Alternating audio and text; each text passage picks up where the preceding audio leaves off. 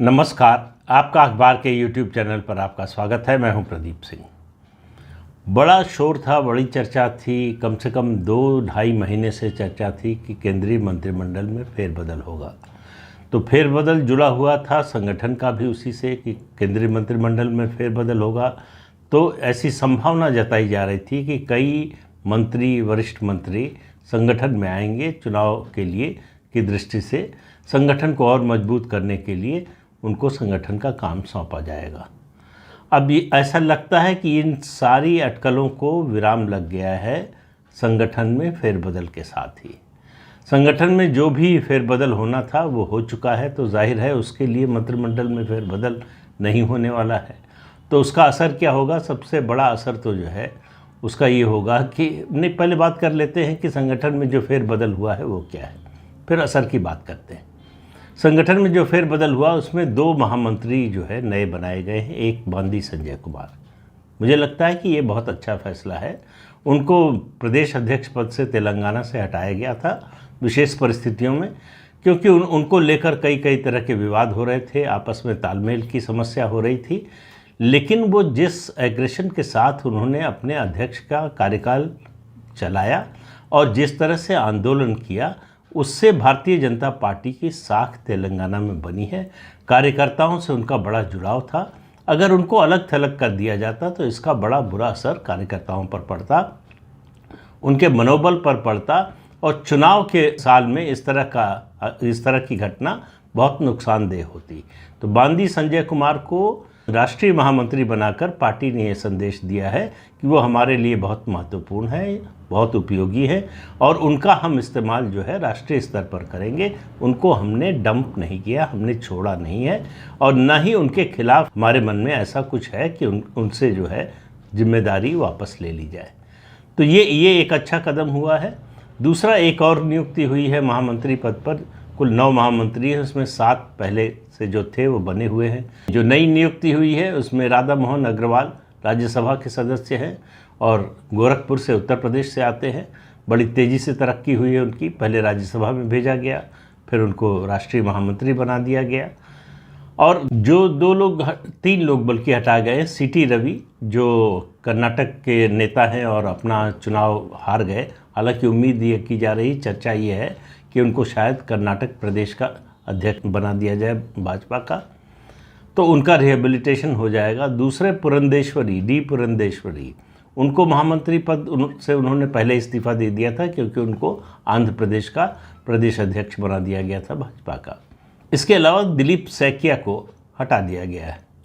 जो बने हुए हैं, एक नाम थोड़ा आश्चर्य पैदा करता है, वो है कैलाश विजयवर्गीय का। कैलाश विजयवर्गीय को पार्टी ने पश्चिम बंगाल के विधानसभा चुनाव के बाद से ठंडे बस्ते में डाल दिया। उनको कोई जिम्मेदारी तब से नहीं दी गई है, उनसे कोई काम नहीं लिया जाता, उनके पास कोई प्रभार नहीं है। इसके बावजूद इस फेरबदल में वो बने हुए हैं।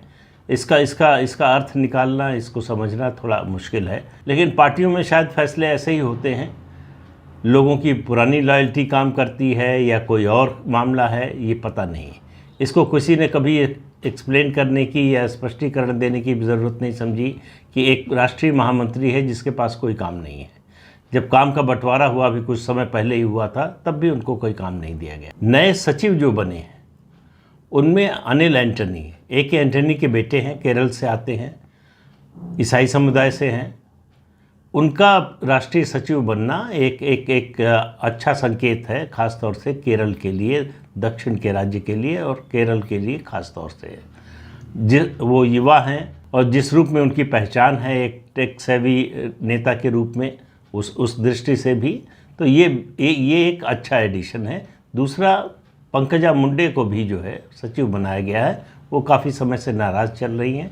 इस समय उनकी नाराज़गी और बढ़ गई थी जब धनंजय मुंडे आए अजीत पवार के साथ और उनको मंत्रिमंडल में जगह मिल गई। धनंजय मुंडे उनके चचेरे भाई हैं, लेकिन दोनों परिवारों में पटती नहीं। जब से उन्होंने बगावत करके परिवार के खिलाफ चुनाव लड़ा, तब से एक तरह की राजनीतिक दुश्मनी बनी हुई है जो अभी तक खत्म नहीं हुई। उपाध्यक्ष पद में काफ़ी परिवर्तन हुए हैं। लक्ष्मीकांत वाजपेयी जो राज्यसभा के सदस्य हैं उत्तर प्रदेश से, पहले प्रदेश अध्यक्ष रह चुके हैं उत्तर प्रदेश भाजपा के, उनको राष्ट्रीय उपाध्यक्ष बनाया गया है। ये संभावना जताई जा रही थी कि उनको शायद मंत्रिमंडल में जगह मिल जाए। तारिक मंसूर, उनकी तरक्की जो है वो बिल्कुल लिफ्ट वाली है। बाकी लोग सीढ़ियों से आए हैं, ज़्यादातर लोग। तारिक मंसूर जो है लिफ्ट से आए हैं और तेज़ गति की लिफ्ट से आए हैं। पहले उनको पार्टी में लिया गया, फिर एमएलसी बनाया गया, एमएलसी बनाने के बाद अब राष्ट्रीय उपाध्यक्ष बना दिया गया है। इसी तरह से केरल से अब्दुल्ला कुट्टी को भी जो है राष्ट्रीय उपाध्यक्ष बनाया गया। छत्तीसगढ़ में आदिवासियों में संदेश देने के लिए, प्रभाव बढ़ाने के लिए लता उसेंडी को राष्ट्रीय उपाध्यक्ष बनाया गया। उसके अलावा छत्तीसगढ़ से ही सरोज पांडे को भी राष्ट्रीय उपाध्यक्ष बनाया गया है। जो निकाले गए हैं जो लोग, उनमें राधा मोहन सिंह जो पहले कृषि मंत्री थे, फिर पार्टी संगठन में आए, अब संगठन से भी बाहर हो गए। दिलीप घोष जो पश्चिम बंगाल में प्रदेश अध्यक्ष थे, इस समय जो टीम है वहाँ पर संगठन की, उससे दिलीप घोष की पटती नहीं है।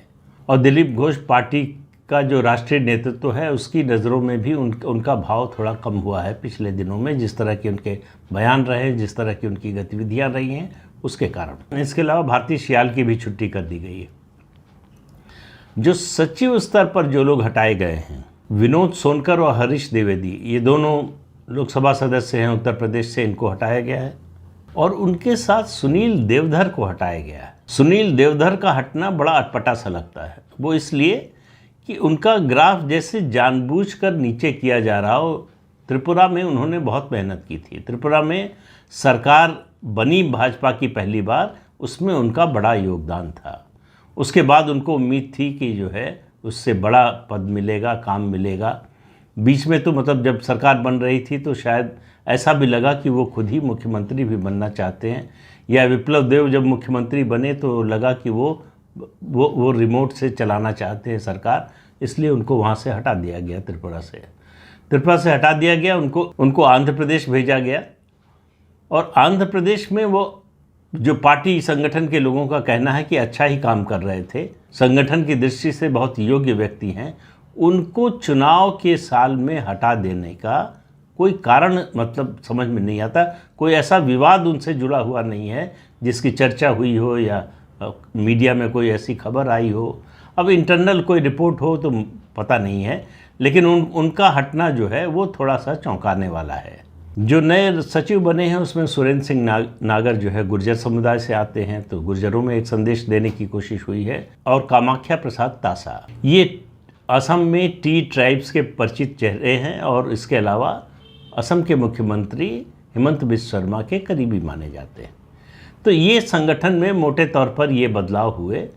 जो उम्मीद थी कि बड़ा भारी बदलाव होने जा रहा है, महासचिवों में होगा और दूसरे स्तर पर होगा, नए लोग आएंगे, सरकार से आएंगे, वो सारी चर्चाओं पर लगता है विराम लग गया है। ऐसी कोई जानकारी नहीं है मुझे, क्योंकि अब समय नहीं बचा है मंत्रिमंडल में फेरबदल का। केंद्रीय मंत्रिमंडल की बात कर रहा हूँ, उसमें फेरबदल के लिए अब मुश्किल से जो है कुछ महीने बचे हैं। चुनाव की अधिसूचना पिछली बार 10 मार्च को जारी हुई थी, तो उसी के आसपास उम्मीद करना चाहिए कि इस बार भी जारी होगी। जो यूपीए का कुनबा बढ़ाया गया अभी हाल में, उसके बाद और ज़्यादा उम्मीद हो गई थी कि शायद मंत्रिमंडल में फेरबदल होगा और नए लोगों को जगह मिलेगी। जैसे एकनाथ शिंदे के साथ जो लोग आए, उनके साथ जो सांसद आए हैं, उनमें से उम्मीद थी कि कम से कम एक जो है केंद्रीय मंत्रिमंडल में उसको जगह मिलेगी। अजीत पवार के साथ जो लोग आए उसमें प्रफुल्ल पटेल का नाम चल रहा था, शायद उनको मंत्री बनाया जाए। इसके अलावा चिराग पासवान की सबसे ज़्यादा संभावना थी कि चिराग पासवान को केंद्रीय मंत्रिमंडल में जगह मिलेगी। तो ये इन सब की उम्मीदों पर फिलहाल तो जो है कहिए पानी फिर गया है। अब इनको भी उम्मीद नहीं होगी कि मंत्रिमंडल में कोई बड़ा फेरबदल होने जा रहा है, लेकिन तब भी संभव है। अब मुश्किल ये है कि चिराग पासवान को मान लीजिए ले भी ले, तो अगर एकनाथ शिंदे की शिवसेना से किसी को नहीं लेते, अजीत पवार की एनसीपी से किसी को नहीं लेते, तो फिर वहाँ सवाल उठना शुरू होंगे। बिहार में से भी जो मंत्री हैं उनमें भी बदलाव की उम्मीद थी, वैसा भी कुछ नहीं हुआ।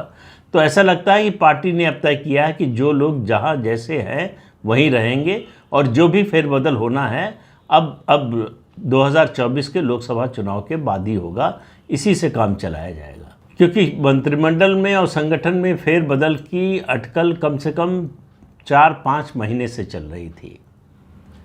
और उसके बाद संगठन में इस तरह का फेरबदल होने का मतलब है कि अब उस पूरी एक्सरसाइज पर विराम लग गया है। अब ध्यान जो है वो ज़मीनी कार्यक्रमों पर है। जैसे 10 या 11 ग्रुपों में प्रधानमंत्री एनडीए के सांसदों से मिलने वाले हैं कि उनके चुनाव क्षेत्र में क्या हो रहा है, क्या समस्या है, उन्हें क्या करना चाहिए, किन मुद्दों को लेकर जाना चाहिए, कैसे लोगों तक अपनी पहुंच बढ़ानी चाहिए, इस सब पर प्रधानमंत्री बात करेंगे छोटे छोटे समूह में। तो अब भारतीय जनता पार्टी पूरी तरह से चुनावी मोड में आ गई है। तो मंत्रिमंडल में फेरबदल, संगठन में बड़ा फेरबदल, इस सब की संभावना लगभग खत्म हो गई है। हालांकि नरेंद्र मोदी और अमित शाह की पार्टी के बारे में ऐसा कोई दावे के साथ ऐसा कुछ नहीं कहा जा सकता कि अब ऐसा नहीं ही होगा या ऐसा होगा ही। ये दोनों बातें नहीं कही जा सकती हैं, क्योंकि चौंकाने की आदत है दोनों की बहुत ज़्यादा। तो क्या एक बार फिर ऐसा कोई मौका आएगा कि चौंकाएंगे? अभी फ़िलहाल मुझे कम से कम नहीं लगता। अगर समय होता चुनाव में, ज़्यादा 1 साल से ज़्यादा का समय बचा होता तो शायद होता, लेकिन अब जो है कायदे से कहिए तो मुश्किल से 6 महीने का समय है, और उसमें भी ये 5 राज्यों के विधानसभा चुनाव हैं। इसलिए इस विषय की फाइल अब बंद कर देनी चाहिए। तो इस अंक में इतना ही। अगले अंक में फिर मिलेंगे किसी नए मुद्दे के साथ। तब तक के लिए अनुमति दीजिए। आपसे अनुरोध है कि ये चैनल देखिए, शेयर कीजिए, लाइक कीजिए और सब्सक्राइब ज़रूर कीजिए। नमस्कार।